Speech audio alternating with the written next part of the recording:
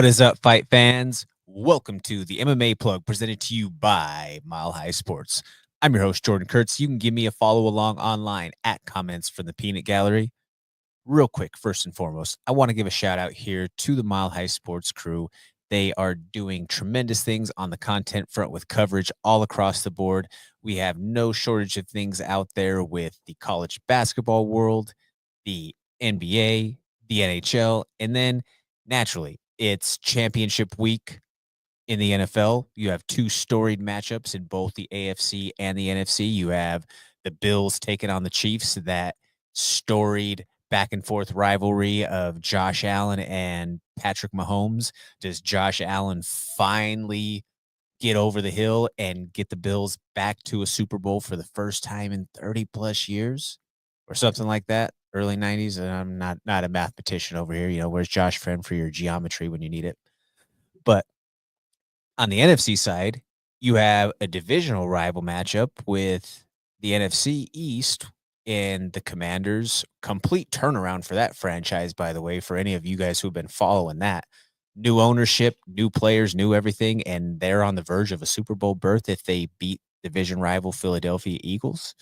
Pretty crazy right there. So they're going to be having content on that all week, and then naturally going into the big game following that. Be sure to follow along there and like, share, and subscribe anywhere possible for the Mile High Sports Network. Coming up here, we just had the first event of 2025 on the Front Range here in Colorado for combat sports. We are going to have so many over the course of the next few weeks and as the year progresses.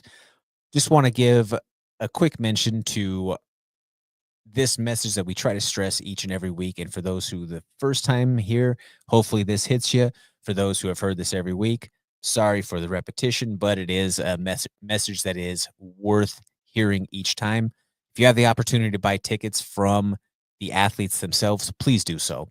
That's part of how they get paid in the process. For all of these amateurs, ticket sales and their commission splits is the only way that they're actually able to be compensated for their participation. So if you can purchase through them directly, whether it's the paper tickets or online with the point of sale using their promo code or selecting them in the drop down, pay-per-view, same thing, they would greatly appreciate that. That helps grow their platform and helps them leverage their opportunities as their future and their fight career progresses. So we definitely would love for you to be able to do that. In a couple of weeks, we have Colorado Jiu-Jitsu Club making the 2025 debut. Going back to the Stampede, this is going to be a 2024 show for Colorado Jiu-Jitsu Club. There is some matchups that are still in the makes right now, potentially some big names who are still in the fold, trying to figure out the matchmaking on the last end of things there. Be sure to follow them along at the CJJC Cage Online. We're going to be having a pre-show. Shout out to the Pop Rockies, always putting together a phenomenal event. It's a great atmosphere to go check out grappling in a cage. I love jiu-jitsu. I love MMA. This is kind of a hybrid fusion of them both. Why not? You have Colorado Combat Club making the return on March 1st at the Stampede. There's going to be multiple pro fights on that card. There's going to be a variety of amateur bouts from experienced fighters who are potentially on that verge of turning pro, all the way down to amateur debutantes. There's also going to be a couple of kickboxing bouts on the card. So be sure to check us out there on March 1st at the Stampede. Also on the same day, down in the Springs, you have Battle MMA Championships. Battle always does a good job of putting together cards for the Southern Colorado slate of things, and also a heavy mix of fighters from the Denver area and all the surrounding gyms and whatnot. Be sure to support them too if you're down in Southern Colorado and you're not going to be up here checking out fights, or if you have the opportunity and you're feeling froggy about it, you can watch our show, Colorado Combat Club at the Stampede, in the afternoon. About an hour's worth of time, hit your drive, travel down to the Colorado Springs and check out Battle that night. I know that there's going to be some who are going to be doing that, especially some of those who are involved on the cornering and on the campsite. So it's not something that is impossible to be done if you absolutely want to get as much local fight action in as possible that first weekend in March. Transitioning to the weekend recap, We had the first pay-per-view card of 2025. That was UFC 311 this last weekend out in California. This was the maiden voyage for the UFC to the Intuit Dome. State of the art, high class, what I don't know all the best descriptors to give other than it is in the realm of technical advancements like Sphere, but it's not exactly the same as Inside Sphere, obviously. Dome sort of environment, haptics within the chairs, speakers galore, just the fixings for crazy production in events, and they did have that. So that's it's going to be something that I would imagine, especially after the UFC had that first show Inside Sphere for Noche back in September. I think that really opened the doors for a lot of events to go down in those types of environments or figuring out how you could put it in that level of production on top of the event itself. And I think that we're going to see more of that going forward. As far as the fights alone, you could have put these at the Douglas County Event Center inside the barn where there's cow crap all around where people are walking through. And this would have been a knockout affair. The fights alone were incredible, much less the production for the show. In the main event, and we're going to talk a little bit more about Islam in another segment of the program, but you had the champion Islam Makhachev taking on Renato Moicano last week when we were previewing this fight card. Obviously, it was a different matchup. Islam was supposed to be fighting Arman Sarukian. Sarukian has back issues, tightness, spasms, injury that aggravates while he was going through cutting weight. Basically, 1 a.m. of weigh-in day, pulls out. Renato Moicano, able to make 155 scratch, is the option that then slides in. It's to no fault of Moicano, but yes, this is something that we can kind of recognize where the levels are, and there's a reason why he's number 10 versus Islam's champion. Hey, I was as much of anybody hoping that Money Moicano was going to go out there and do the unthinkable, was going to defy those. I think it was like at one point plus 900 odds, somewhere around in there. But that also goes to show you that that line was accurate because Islam went out there from pillar to post and was able to get the Dar submission. It's to no fault of Islam, but he just fought who was in front of him. People will criticize that, oh, it wasn't the top contender, blah, blah, blah. And again, we're going to talk a little bit more about that later, but Islam Makhachev moves his record now to 27-1. His teammate, his brethren, was in the co-main event. This was the first time that we've ever seen a Nurmagomedov get sunned. Umar Nurmagomedov was a challenger for the bantamweight title against Merab Dvalishvili. For 5 rounds. Oh, okay. I will give you early in the first round. And until allegedly when exactly the broken hand occurred, all of that. I'm not saying that he didn't break his hand. He obviously broke his hand. We see the video. But when and how much of a factor, so on and so forth, and kind of the rhetoric that was shared from Coach Javier Mendez from the AKA camp that he didn't share with them that the hand was broken, so they didn't have the opportunity to tell him to change strategy, blah, blah, blah. What we saw was a relentless spam attack of takedowns from Merab, and the pace broke Umar. And again, maybe there was some frustration in the process that Umar didn't have a hand to work with to be able to secure his own takedowns, that he couldn't throw with power and authority the way that he normally would had his hand not been broken. But then to give credit to Merab and what Merab said in the post-fight press conference when they were speaking on it, he said, well, who's the one who broke his hand? Like, he broke his hand on me.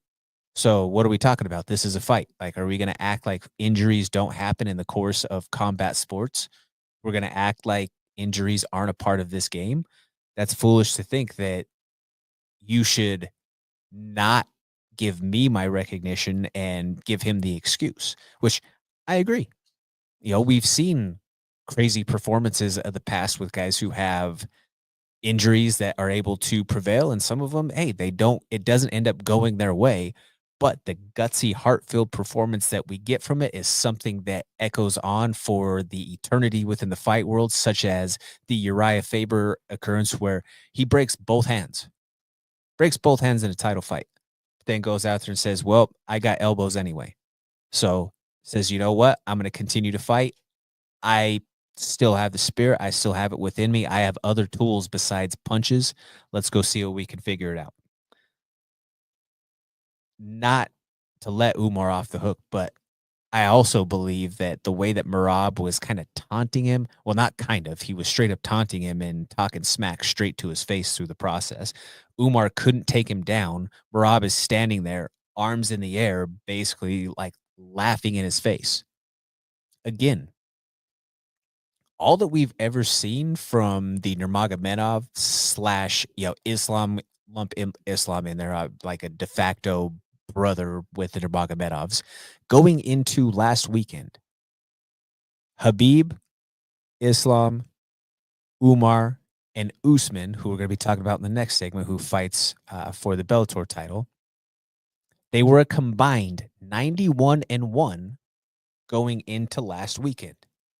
That's a level of dominance that for, essentially a family or a small clan that way, it's pretty unprecedented to see that level of dominance.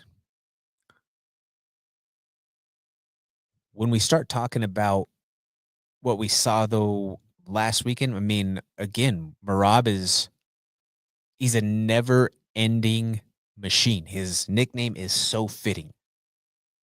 I can't remember what the final total on his takedown attempts were, but in a Marab fight, he's never going to have the highest conversion of takedown attempts, but he's going to shoot and he's going to shoot and he's going to shoot and he's going to force you to defend it. You're going to get tired, but he's going to shoot, and then once you defend, all right, he's going to bang you up for a second. He throws from very unorthodox angles, and then he's going to shoot again, and then he's just going to rinse, wash, and repeat the cycle. There is just something about Marab in that, again, his style of fighting itself is not necessarily the most exciting, entertaining. He is allergic to finishes, according to the internet. If you and I mean, I don't mean to say that disrespectfully, but it does come off that way. But if you look at it from his record, he has two finish, or I believe he has two knockouts in his whole career. One of them was the fight that got him into the UFC against Rafian Stotts with a spinning back fist off of the missed head kick that he just swung right through. But there's just something about Marab's pace, his awkward angles and entries, and just a never ending will to continue to push forward. That's something special. Like, he talks about it in he says, "Guys, like, I'm not special. In the training room, Aljamain Sterling beats me up every single day. Like, skill for skill, technically, there are many people better. But then it just once it gets into the octagon, once the bright lights are on, the pace that he's able to put on people is absolutely insane." Also, for a second there, can we talk about the leg injury that Rob basically fought with or got away with fighting with? He was working out in the mountains, and according to him, and it's always I love whatever Marab. Not only does Marab do some crazy wild things out there that he gets hurt with. I mean, he went viral with the video when he jumped into the lake head first and split his head open. He was working out in the mountains. He said, "Guys, I have stupid injury, make stupid mistake." Like, just the way that he describes his own injuries and his own mistakes, but guys, he's climbing boulders, he's hopping up in trees. Like, there's one of the videos, and I can't remember which fight it was, but for the countdown, and he just hops from a rock on one of the mountains out there in Vegas, not or on the outskirts of Vegas, and jumps over into a tree and climbs up to the top of the tree and is just like giving a mountain man roar up there. The camera people, the production crew just have to be like, "Oh my God, please do not get hurt on our watch right here." The injury on his shin looked like he got bit by a shark.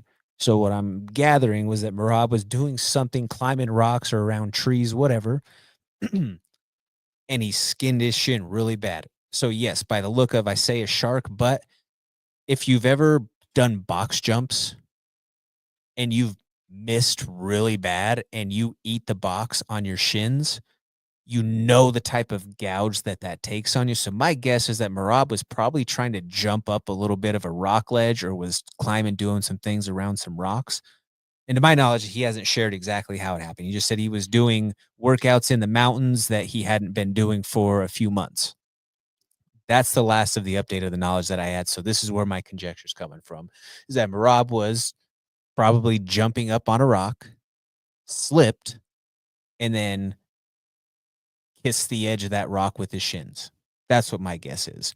But the look of infection and everything that was along with it, especially in some of his media day pictures and whatnot, and how he was able to get by the commission, that's pure comedy.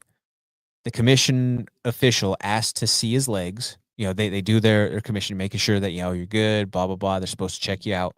So he looks, he pulls up his sweats on one leg, on the good leg, good to go. And he said the official was just kind of chatting and talking around. And a couple of seconds go by. Then he says, okay, let me see the other leg. Rob said he just pulled up the same leg, the same sweatpants leg for the same leg and got away with it. So he didn't pull up both sides. They didn't check out both legs. So that's how he was able to skirt by it. So when people ask, how do guys get past these inspections with, you know, the commission and whatnot, they're not getting the most thorough of tests. Michael Bisping fought a dozen fights, including world title fights, with one eye. They're not putting that much of an emphasis. They don't care that much about fighters. Let's just be completely honest. The commission will say they'll give you the smell test. They're giving you the bird box challenge. Okay, you can breathe, you can walk. All right, good to go. That's basically what they're doing. In the feature fight, this one was it was a banger matchup on paper. You knew that there was going to be fireworks with Yuri Prohaska and Jamal Hill. Yuri goes on to get that TKO victory in the third round. Two former light heavyweight champions, two guys who both got knocked out by the current champion, Alex Pereira, who Yuri two times now. He wants the title shot next, but it's a hard sell. Like, what do you do with Yuri? Yuri sitting at the number 2 spot. If Alex Pereira beats Ankalaev, what is next for Yuri? That's the tough question of it all, because he's sitting at number 2, but again, he's two losses, two finished losses to the guy who is sitting on the throne. So it's a tough question of what is next for Yuri. Right now, it's kind of a waiting game, I would imagine, for Yuri. But overall, what a winning weekend for Yuri.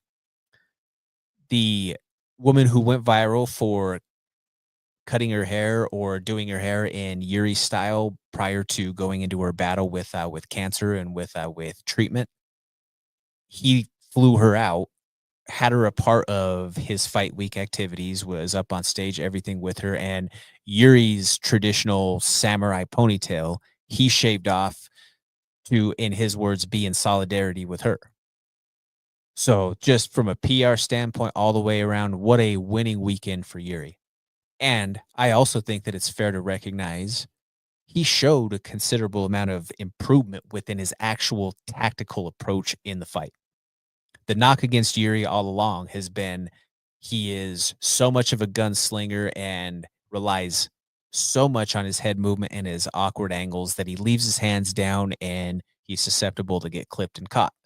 He did start off with his hands a little low, and it was mentioned on the broadcast, but as the fight picked up, you could see it, him almost over exaggerating it in the process, and he was much better defensively. His guard was more respectful in terms of being tight and not allowing for shots with 4-ounce gloves to slip through. His slipping, his rolls, all of those were so much better than what we've seen from before, and his ability to counter or be defensive in the process was what set up that knockout sequence for him. the knockout, the knockdown seconds before the final knockdown en route to the finish. In both instances, those opportunities were afforded to him because he was defensively sound and was able to slip and rip in the right ways. Hey, you got to give it to Yuri. Then the question now also, Jamal Hill, what is next for him or who's next for Jamal Hill? Jamal Hill is now coming off of back-to-back knockout losses. I would hope that Jamal takes a little bit of time. Take a little bit of time, let the brain heal, get back to just a level of health to where you're not so salty and focused on the loss that you had with Alex Pereira. You heard way more about Alex out of Jamal's mouth leading into this fight than you heard anything about Yuri. Hopefully now that's an opportunity for Jamal, who does have the chance. He has the power to go out there and go on another storied run. And regardless, he's going to have entertaining and fun fights because he could put anybody's lights out on any given night. But again, back to back knockout losses. Would like to see him take some time. Where this puts him, in the future, who knows? Probably going to have to fight a couple of guys and defend where his post is at. But again, that's something that I think he needs to now be in his own best interest and not think I need to get right back in there and get the taste out. You need to take the time, let the brain heal so that you can go back in there and let your style work for you. You're a little bit goofy, you're a little awkward, but those long bombs are something that is world class for the division, but you need to be able to stand in the pocket, throw those knockout punches. If you can't stand in the pocket and take what's coming back at you or don't have the ability to absorb a shot from time to time, that's a problem. It can't always be solved, but one of the things that will help it is time away. Let the brain rest, let the brain heal. Another couple of fights to talk about before we move along here. You had Kevin Holland taking on RDR, Ryanair de Ritter, the former two division champion in one championship. Kevin Holland made headlines for kind of a lot of the wrong reasons going into fight week.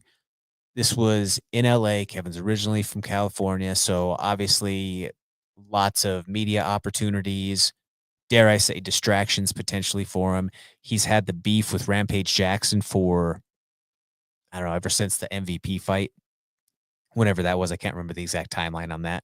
But Rampage made a joke about the way that Kevin reacted to MVP's Viper pose. And they've had a little tiff ever since. I guess I should say Kevin has had more offense taken toward Rampage than Rampage ever to Kevin. And I'm not trying to slight Kevin by any means. And Kevin spoke about it on the Jackson podcast. He went on Rampage's podcast and they sat across each other for, an hour, hour and a half. Super awkward for the majority of it. You had Bear kind of poking it back and forth between the two of them, moderating the conversation. But you had at one point early on, Kevin sitting there across from Rampage saying, like, yeah, I still want to fight you, Rampage. Like, I don't care about this fight on Saturday. I'd rather fight you right now. So I get that that's kind of bravado, or that could just be something he's saying right then and there in the moment. But it seems that each time we hear these sort of statements from Kevin that I don't really care about this fight, blah, blah, blah. These are the performances where he goes out there and he just gets mopped. He gets dominated. And that's kind of what happened with RDR. Kevin is always going to have the potential for entertaining fights. But when we start talking about that beef that he had with Rampage and sitting across there telling him, like, Rampage was giving him the look like, come on, bro. Like, you really want to do this? And I get Rampage is older, but you have to give that man his respect, though, at the same time that he was a champion of multiple major organizations.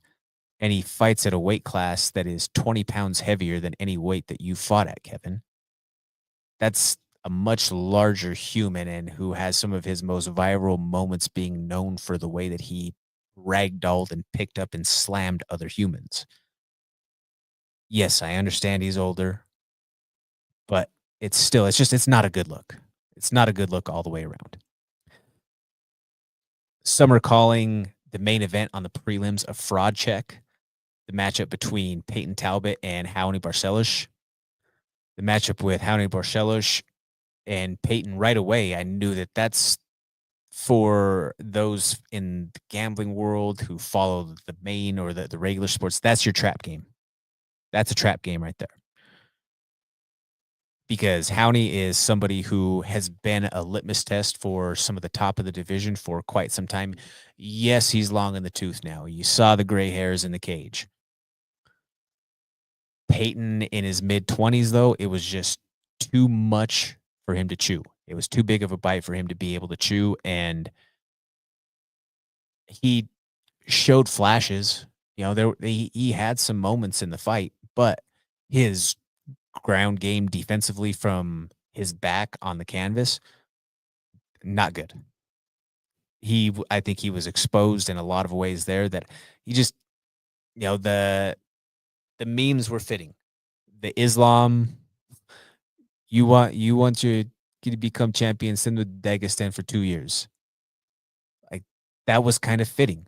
That was fitting in that instance where he couldn't stop a takedown, and then he also then couldn't get up in many cases. I understand Howdy Barcelos is a really solid wrestler and a top grappler, but it was just certain things on a technical perspective, if you will, that Peyton Talbot was not doing to try to potentially work himself back up to his feet or not be in such disadvantaged positions that he wasn't doing that I think was a little bit more illuminating on what the overall state or where he's at. And again, he's got plenty of time to figure it out, but all of the fast tracking or the talk that, he is the next champ in the wings that is going to be blazing up the rankings here shortly, that's cooled off. Does he still have tremendous potential? Again, absolutely. His time is just not right now, though.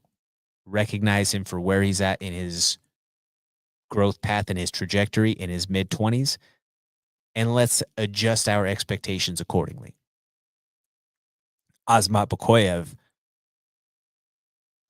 signed on short notice, former LFA champion. We talked about it last week on the show that, man, this kid has one-shot type of power, or he has the boomsticks in his hands that can separate anybody from consciousness. And that's exactly what he did to Zach Reese. As soon as he had the opportunity for some ground and pound from the top, it took Zach Reese a while to be able to get back up. Hopefully Zach Reese is all right.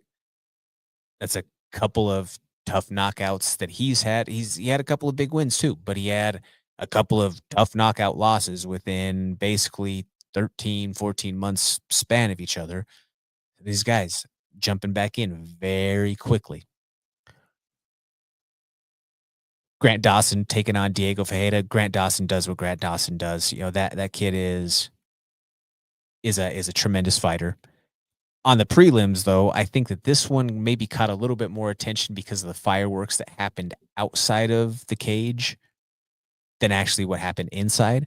You had number 9 Caro Hosa taking on number 13 Aylin Perez. Aylin Perez picks up the victory, but as is always the case with Fiona, there is somewhat of controversy or whatever you want to call it that's always around her. She had a back and forth feud where she was talking smack with Tracy Cortez online. Tracy saw her that week. They would say whatever, and Tracy caught her during her fight week, like, unprofessional to catch her. She was only trying to do her job, blah, blah, blah. I understand all of that, but I also understand the other side of things that Perez was saying a lot of very pointed personal attacks toward Tracy, which she continued in the post-fight press conference. So I can understand where someone, if they saw you on any given stage, and again, we can't be surprised when fighters fight, and especially just because they're girls or women, I should say. Sorry, lefties, don't come after me. 47's back though, so we might not have to worry about that for too much longer. But again, they we can't lose sight that at the core, fighters will fight, and you start saying certain things, taking certain personal attacks or crossing boundaries that people aren't comfortable with being crossed, male or female, because there's only two, we can't be shocked when they fight. Plain and simple. And so, yeah, I mean, if there's real heat there, it might not necessarily line up with the rankings. I'm not sure how that would play out, but there's real heat there. I say Mick Maynard, put them together, let them run it. You had Muin Gafarov pulling off the victory against Hinya Nakamura, taking away that perfect record there. Tagir picks up the victory. And then you also had Ricky Tercios in the process. Believe in yourself. Guys, again, that was a great pay-per-view card to start off the year out there in California at the Intuit Dome. The UFC is off this weekend. They're going to be back in action next week. You're going to have that Israel Adesanya card where he's taking on Nasruddin Imavov.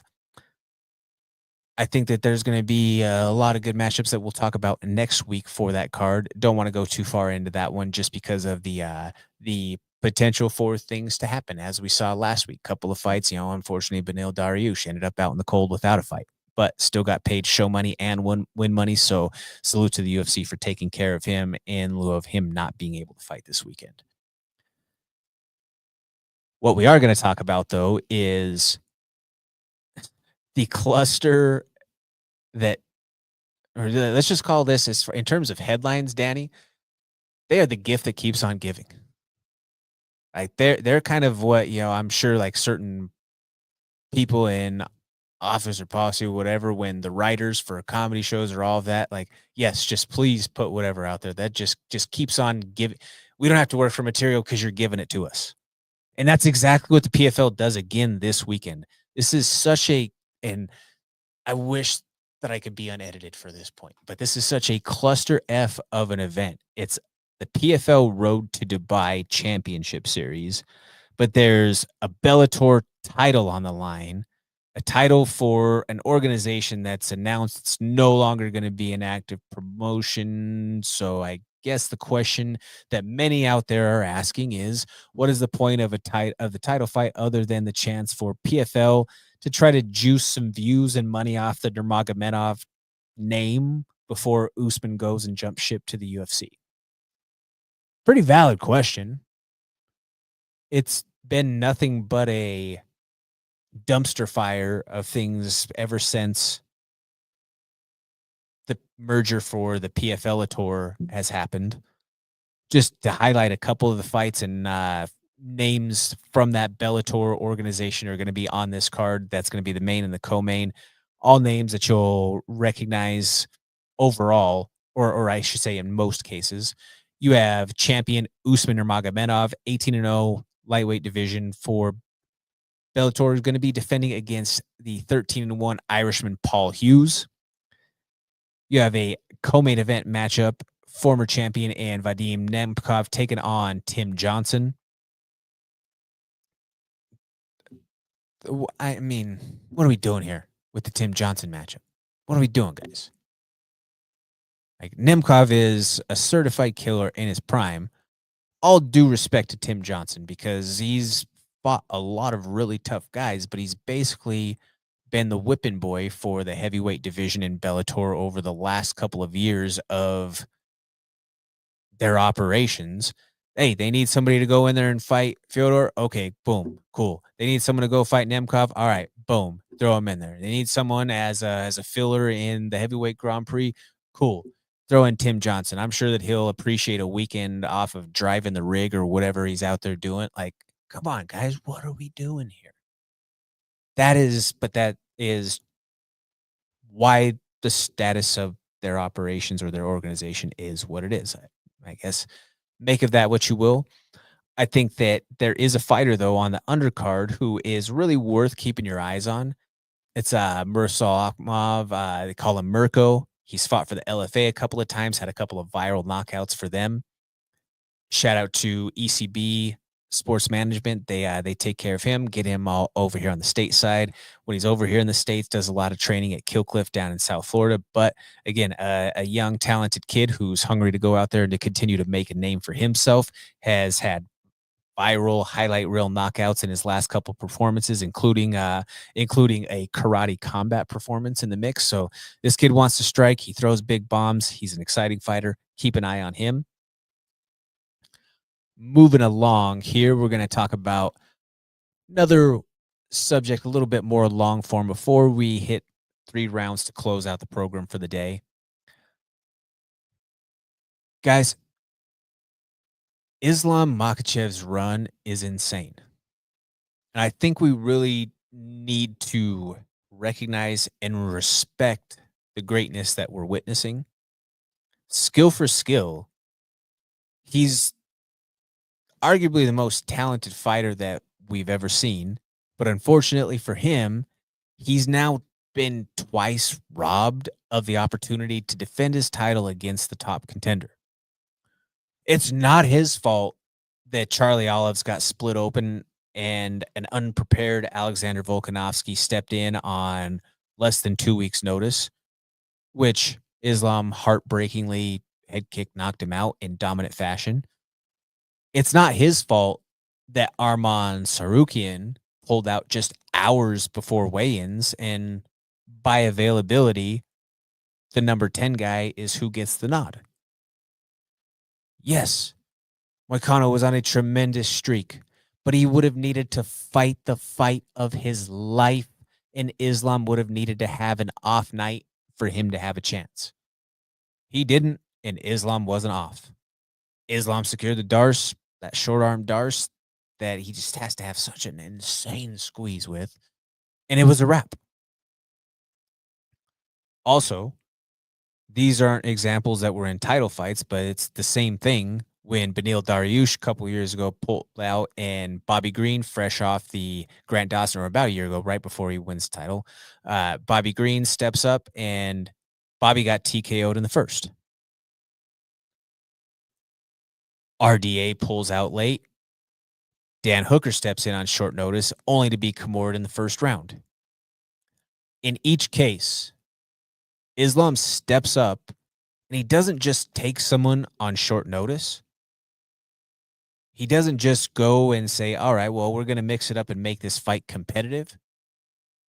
He accepts that challenge and then goes on and dominates them en route to a finish. He said this in the post-fight press conference.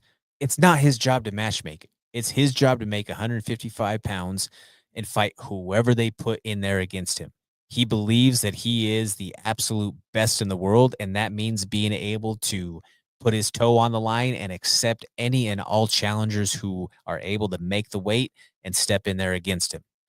It's a pretty admirable response when he was asked that question the other night. Now, I mentioned the missed fight with Oliveira, but keep in mind that was a rematch. In the first fight with Oliveira, mind you, the UFC submission leader, he got submitted via arm triangle. The original fight scheduled for last week with Arman was also a rematch, to which Islam won by a unanimous decision back in 2019. He really is a special talent, and he doesn't get the respect and recognition as the dominant force that he is in relation to, say, his peer in Khabib. Outside of the one loss, and that's the only real knock that we could have, is when he got clipped a few years back early in his UFC run. Outside of the one loss, he's got a better resume than Khabib. However, Khabib was all business and was always smish, brother, and cold killer in all of his media opportunities. Islam, on the other hand, is a mouth-breathing goofball. He's hilarious. He loves to prank and joke around. He talks he talks small and pokes fun, and he understands sarcasm. I think the general perception of him is that he's not just this crazy menacing killer who has just no sense of humor or doesn't understand it. Like, no, he jokes around and he wants to play pranks and has fun in the process. Some of those other guys of the past, your Crow Cops, the perception of like your Ivan Dragos, to take a movie depiction of the hardened Russian killers out there. Fyodor, the stoic, Habib himself, he is not that mold. He talked about how, we spoke on Habib being pulled off of the aircraft when he did the DC check-in last week during fight week. He said, "DC, you can't sit in that emergency row either because you're too fat. People wouldn't be able to get around you."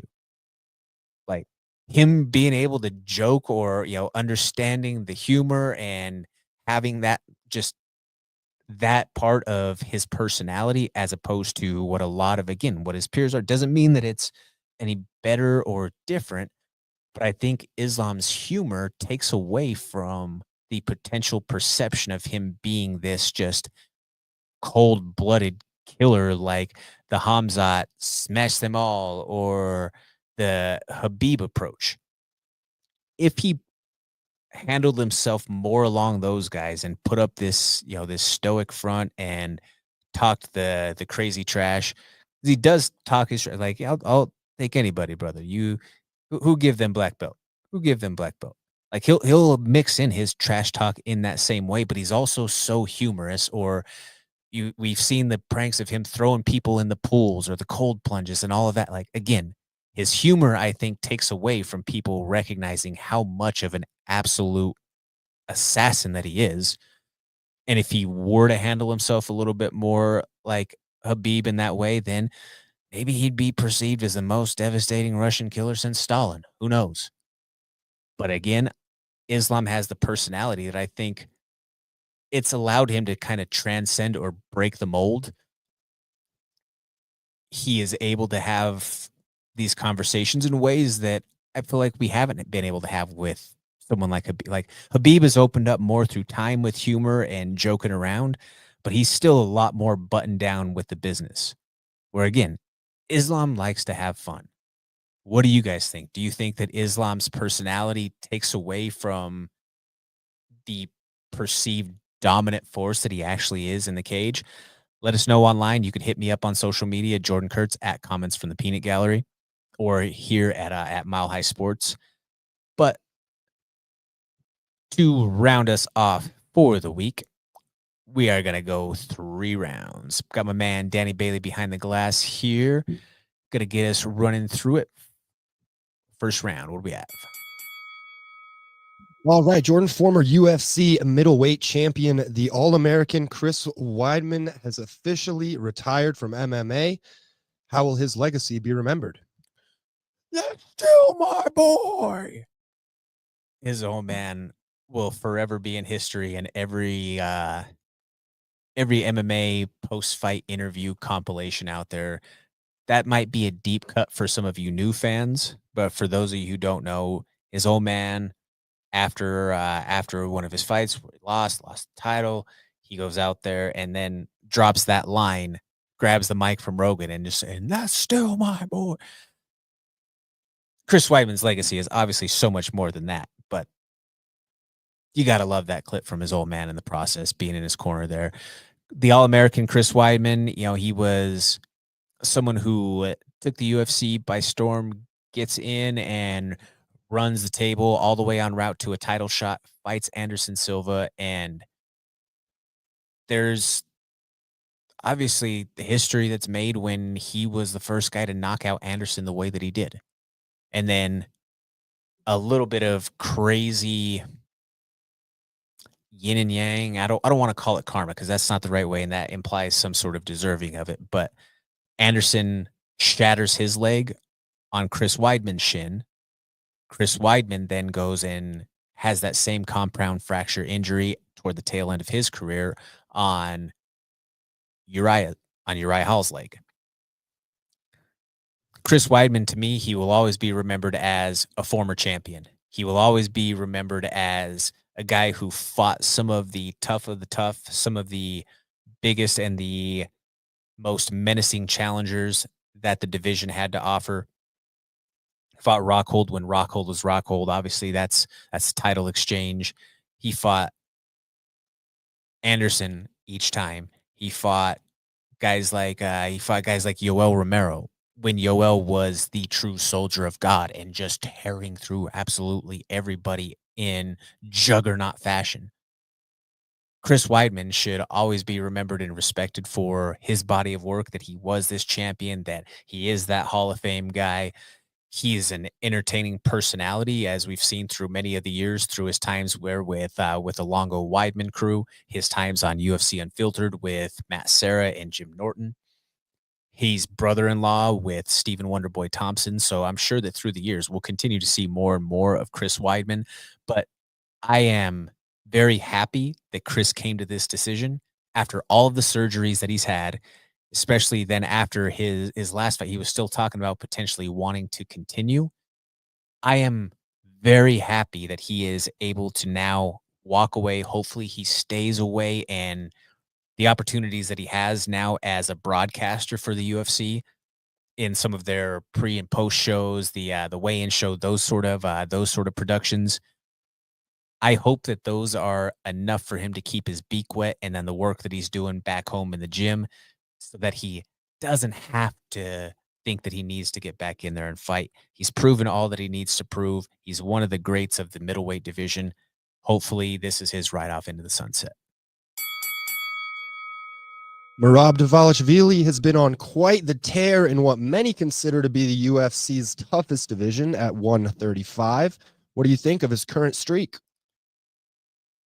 Yeah, I think that over the course of the time that Merab has rose to being a champion, 135 has arguably been the toughest division in the UFC. The other argument is 155 pounds. But I mean, we're splitting hairs in talking the two, and especially when then we take a look at who he's beaten over the course of his last 6 fights, all champs, challengers, and top tier opponents.